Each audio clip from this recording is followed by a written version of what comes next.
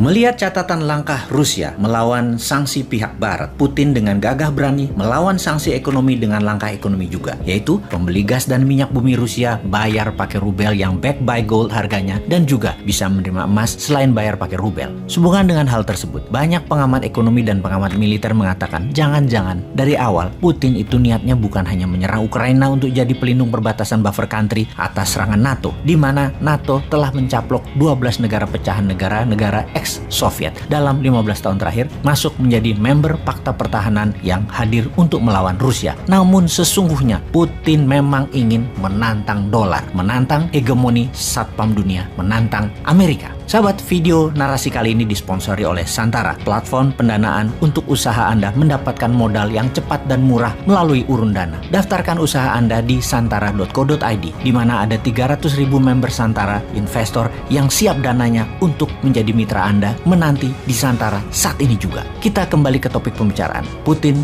menantang dolar. Apa yang terjadi kalau kenyataannya sejak tahun 2009, di mana dolar tertantang oleh mata uang digital Bitcoin, ternyata Putin berada di belakangnya. Kita urai perlahan analisa konspirasi ini dengan sejarah kolonialisasi dan dolarisasi. Dalam strategi Lebensraum atau living space atau mempertahankan hajat hidup sebuah wilayah, maka mengkoloni sebuah wilayah untuk diambil kekayaannya adalah hal yang biasa dilakukan oleh negara-negara kuat. Tiongkok menggunakan strategi kolonialisasi 5.0 yang menggunakan pendekatan ekonomi atau economic approach di dalam menyaplok kekayaan sebuah wilayah. Kolonialisasi 5.0 ini pakai soft power, seakan membantu, seakan wilayah yang dikoloni diambil kekayaan alamnya tersebut itu dibantu dengan membantu membangun sesuatu, padahal membangun tersebut adalah membangun pakai hutang yang belum tentu produktif karena tidak ada unsur lokal yang terbangun atau yang terpakai. Paling hanya lahannya saja yang di kemudian hari akan membelit negara koloni tersebut. Rusia di sisi seberang Amerika dan sekutu juga ekspansif, namun menggunakan strategi kolonialisasinya menggunakan model kolonialisasi 3.0, yaitu yang dicaplok dijadikan negara bagian, menjadi bagian dari konfederasi. Kalau kolonialisasi 2.0 itu seperti dulu bangsa Eropa ala Belanda, Inggris, Spanyol, Prancis di abad pertengahan. Ambil wilayahnya dijadikan negara jajahan atau dijadikan koloni. Kolonialisasi 1.0 adalah cara Genghis Khan, cara Romawi, meluaskan wilayah ke negara tetangga secara fisik dicaplok, lalu penguasa lokalnya adalah orang dari pusat. Gubernur biasanya jabatannya. Perluasan wilayah yang nempel perbatasan, itu kuncinya kolonialisasi 1.0. Sementara kalau 3.0, wilayah tersebut bebas bernegaranya. Hanya tidak boleh melakukan dua hal, masalah moneter keuangan dan masalah militer. Uang, moneter itu sentral, militer juga sentral. Kalau polisi lokal, pajak itu lokal. Kolonialisasi 2.0 wilayahnya jauh, yang diambil hanya kekayaan alamnya, sampai miskin negara koloninya terus ditinggal. Kita kembali ke Putin menantang dolar. Terbukti sejak 10 tahun terakhir, cyber army Rusia menyerang Amerika satu hari bisa lebih dari 10.000 serangan. Salah satu serangan yang berhasil adalah email Hillary dibocorkan ke publik pas minggu tenang dalam Pilpres yang membuat Hillary kemarin kalah.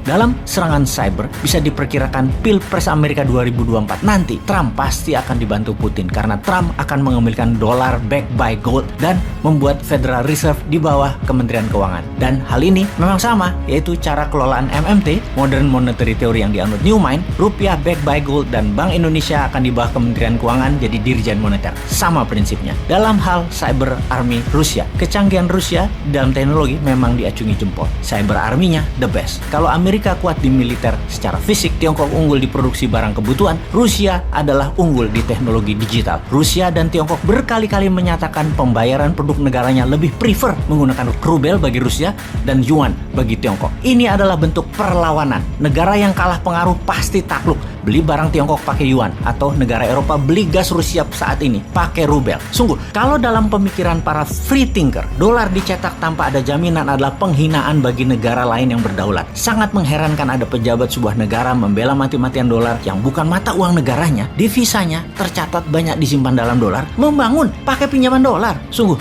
taklik buta pada dolar adalah kebodohan hakiki karena mencerminkan ketidakberanian untuk berdaulat. Kedepan Newman harus bermain lebih cantik. Hal itu semua untuk mengingatkan kita semua. Karena bener deh, dolar yang dilepas jaminan emasnya sangat tidak adil. Newman tidak suka karena Newman manusia bebas. Free thinker. kita menelaah senjata tekan berikutnya, yaitu Bitcoin. Bitcoin yang di awalnya diterbitkan sejumlah 21 juta Bitcoin, hingga saat ini sudah beredar sekitar 18,9 juta Bitcoin yang berhasil ditambang atau yang ada di dunia. Adapun Satoshi mewakili 1/1 Bitcoin. Satoshi adalah unit terkecil dari Bitcoin cryptocurrency. Ini dinamai oleh Satoshi Nakamoto, pendiri protokol yang digunakan dalam blockchain dan cryptocurrency-nya Bitcoin. Sebentar, kita berhenti sebentar. Kita bertanya, who is Satoshi Nakamoto? Jawabannya, ternyata tidak ada manusia realnya. Ini ciptaan rekaan semata di mana untuk menjaga kerahasiaan dan jumlah Bitcoin yang beredar selalu tetap, maka kunci mother chain blockchain-nya BTC atau Bitcoin dibuang, hilang. Jadi holy grail-nya cryptocurrency. Lalu kita teliti secara seksama, ternyata 70% transaksi awal-awal pembelian Bitcoin adalah akun-akun dari Rusia. Jangan-jangan memang mainannya Rusia. Nama Jepang-Jepangan ini hanya kamuflase. Sejarah Bitcoin sebagai alat tukar atau alat bayar, yaitu pertama kali dipakai untuk membeli 2 loyang pizza. Kurang lebih nilainya pizza tersebut adalah $8. Dibayar dengan 10.000 Bitcoin. Bayangkan, pada 3 Januari 2009 Bitcoin diluncurkan kepada publik dengan harga 0,0008 per 1 Bitcoin. Lalu di tahun 2010, untuk pertama kalinya Bitcoin diperjualbelikan di luar dunia digital dengan sistem barter. Untuk 2 loyang pizza dibayar dengan harga 10.000 keping Bitcoin. Tahukah sahabat, 10.000 Bitcoin itu sekarang berapa? 1 Bitcoin saat ini sekitar 500 jutaan. Alias 10.000 Bitcoin beli pizza termahal di dunia tersebut nilainya setara 5 triliun rupiah. Kembali ke Putin.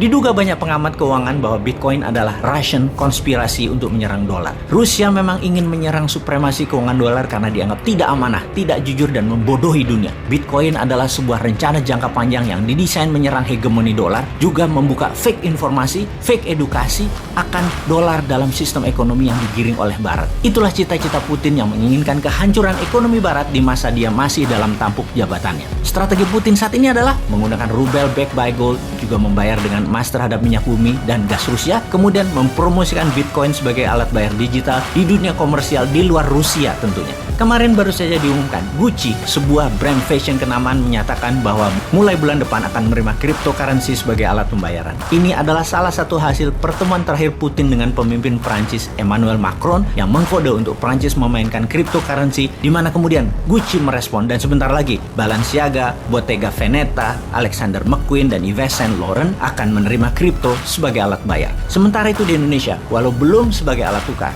rasanya sebentar lagi sih, transaksi kripto di Bursa Indonesia dalam 2 tahun ini meningkat tajam. Bahkan dalam catatan keuangan dari Bapepti, per hari transaksi di bursa kripto di Indonesia nilainya per hari 2,8 triliun rupiah. Dibanding dengan Bursa Efek Indonesia yang berdiri lebih dari 30 tahun, transaksi per hari rata-rata hanya 9 triliun rupiah. Kita bandingkan dengan New York Stock Exchange, transaksi per harinya adalah 62 billion dolar atau 100 kali transaksi di Bursa Efek Indonesia. Kemudian jika kita membandingkan dengan transaksi Binance, bursa cryptocurrency terbesar di dunia, transaksi di Binance mendekati angka 80 billion dolar per hari, di atas New York Stock Exchange yang berdiri sudah 100 tahun sebelum Binance. Cryptocurrency mulai bertaring, apalagi ketika mulai dipakai sebagai alat bayar. Akan lebih besar lagi volume dagang kripto ini. Kalau mengingat tentang sejarah uang seperti informasi video Bosman sebelum ini, maka cryptocurrency, NFT adalah tablet dan barter versi 2.0.